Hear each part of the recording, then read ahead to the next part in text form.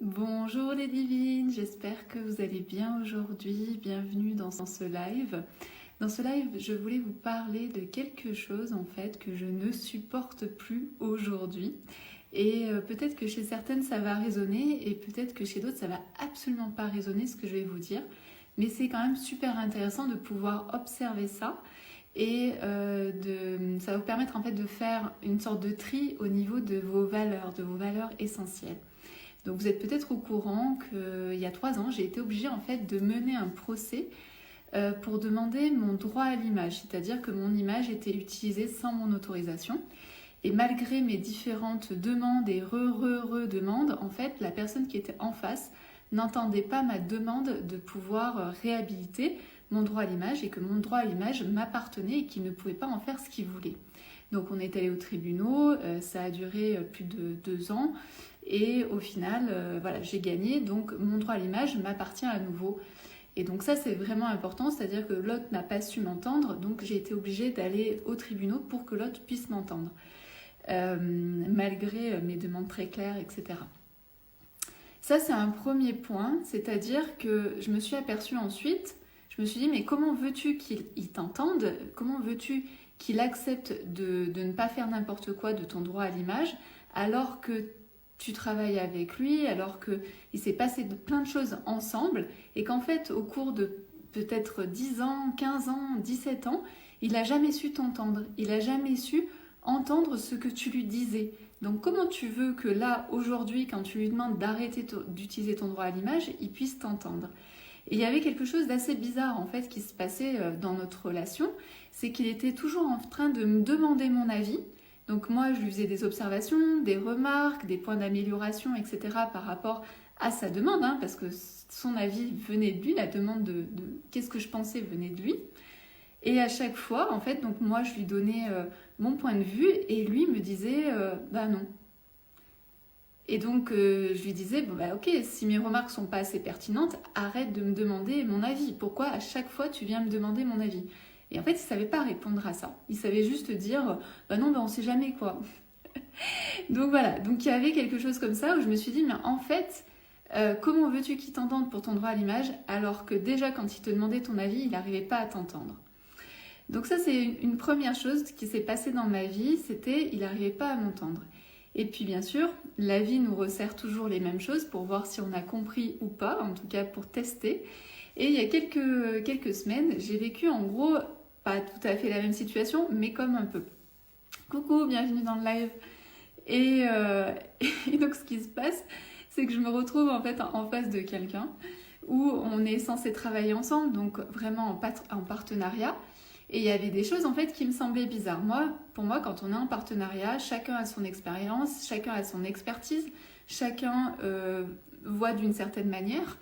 Et donc, il y avait plein de choses en fait qui me semblaient bizarres et qui, moi, me semblaient pas pertinentes. Donc, j'en fais part en disant, voilà, il y a telle chose ou telle chose qui me vont pas, qui me paraissent bizarres, ou est-ce qu'on pourrait pas améliorer tel truc parce que là, il y a telle et telle chose qui sonne pas bien chez moi. Et en fait, la personne, elle me disait tout le temps, non mais ça, on s'en fout. Et à peine, sans me regarder en fait, c'est, non mais ça, on s'en fout, non mais ça, on s'en fiche, ça, c'est de la merde, et voilà. Et donc bon, bien sûr, vu l'expérience que j'avais déjà vécue avec l'autre personne avant, le partenariat tout de suite là il a capoté parce qu'en fait j'ai dit bah non, en fait je ne veux pas ça. Et donc ces 2 expériences m'ont permis en fait de mieux comprendre quelles étaient mes valeurs essentielles. Et c'est pour ça que je vous disais peut-être que mes valeurs vont résonner chez vous et peut-être que mes valeurs vont absolument pas résonner chez vous. C'est quelque chose qui est un peu inexplicable, c'est-à-dire qu'on a chacun et chacune nos valeurs. Donc, moi, en ce qui me concerne, les 3 valeurs qui sont importantes pour moi et que je peux retrouver autant dans des situations professionnelles, personnelles, donc amoureuses ou amicales, il y a 3 choses qui sont hyper importantes dans la relation. La première chose, c'est l'écoute. Donc, c'est la prise en compte de la parole de l'autre. C'est-à-dire que sans jugement, je suis capable d'écouter l'autre de ce qu'il est en train de me dire. C'est-à-dire, j'écoute la vérité de l'autre. Après, ça me parle ou ça me parle pas, mais en tout cas, je suis capable en fait de l'accueillir et d'accueillir sa parole. Parce que la parole vraiment est hyper importante chez moi par rapport à tout ce que j'ai vécu avant. Et ensuite, il y a l'histoire de l'échange créatif. C'est pas juste un échange où je t'écoute et je reçois ce que tu es en train de me dire. C'est ce que tu es en train de me dire, ça fait écho chez moi. Et si tu veux, on peut créer en fait un échange créatif. Créatif, et c'est ce que je disais un peu tout à l'heure, c'est qu'on est deux êtres humains avec une histoire différente, avec des valeurs différentes, avec un milieu différent. Et quand on commence à écouter l'autre et qu'ensuite on met en fait un échange créatif, on est capable de faire des choses extraordinaires. Donc quand l'un et l'autre sont capables de s'écouter et ensuite d'être dans cette même dynamique de l'échange créatif, ça peut faire quelque chose d'extraordinaire, que ce soit dans un couple, que ce soit en amitié ou que ce soit au niveau professionnel. C'est quelque chose qui fait exploser la relation, mais dans le bon sens du terme. Ça crée vraiment une cohérence et une envie de travailler ensemble et de continuer d'être ensemble, etc. Mais pour réussir à faire ça, c'est-à-dire à réussir à écouter l'autre, à accueillir la parole de l'autre, et ensuite de créer un échange créatif entre les deux, il faut quoi? Il faut du temps. Et donc il faut de la disponibilité. C'est pas forcément avoir 3 heures devant soi, mais c'est que quand je suis avec l'autre, je suis vraiment avec l'autre, je suis vraiment disponible pour l'autre. Ça veut dire que mon téléphone, il n'est pas là. Ça veut dire que telle chose n'est pas là. Il n'y a rien qui est là pour me distraire, parce qu'en fait, je suis vraiment avec l'autre dans cette relation que je suis en train de créer avec lui.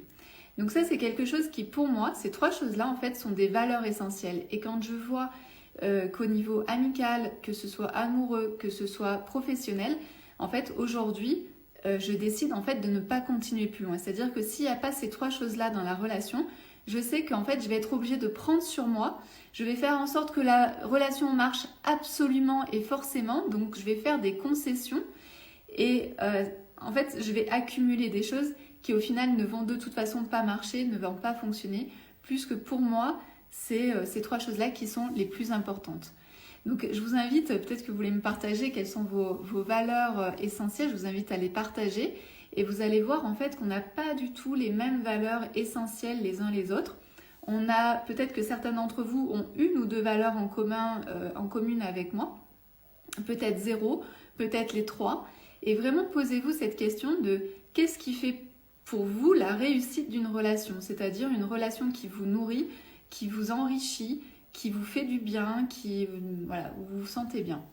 Donc c'est pas évident comme question et c'est souvent l'expérience qui nous permet de prendre conscience des valeurs, de qu'est-ce qui nous va et qu'est-ce qui nous va pas. Et après, c'est au-delà de cette conscience de valeurs, c'est de pouvoir les appliquer dans la vie et de pouvoir repérer et de se dire mais attends, là en fait je suis en train de complètement dévier, en train de m'adapter à la situation et c'est pas ça que j'ai envie. Et j'ai écrit aussi un autre article qui rejoint un peu tout ce que je suis en train de dire là, c'est que des fois on va décider de rentrer dans cette relation qui ne nous correspond pas totalement et ça va créer derrière plein de problématiques, mais tout ça parce qu'on a peur soit de perdre l'autre, que l'autre ne nous respecte plus ou ne nous apprécie plus, ne nous aime plus, on va avoir peur de se retrouver tout seul. Enfin voilà, il y a plein de peurs en fait derrière qui se dégagent et c'est aussi pour ça qu'on a du mal en fait à quitter une personne en amour, on a du mal à quitter un partenariat, à quitter une entreprise, à quitter un poste, à quitter des amis, alors qu'on sait que c'est terminé mais on n'y arrive pas. Parce que derrière, il y a plein d'autres questions et qui sont des questions très humaines, notamment la peur de se retrouver seul, ça c'est une des grandes peurs de l'être humain. Voilà, donc n'hésitez pas à partager, à commenter, à liker cette vidéo si ça vous parle. N'hésitez pas à me noter 1 ou 2 ou 3 valeurs qui sont importantes pour vous dans une relation et vous allez voir que des fois c'est juste de les poser, de les écrire pour en prendre conscience et puis de se dire mais attends, cette relation là en fait elle me convient pas, ou cette relation là effectivement je suis dans quelque chose qui est hyper nourrissant et je veux encore enrichir encore plus cette relation. Voilà, je vous dis à très bientôt pour une prochaine vidéo.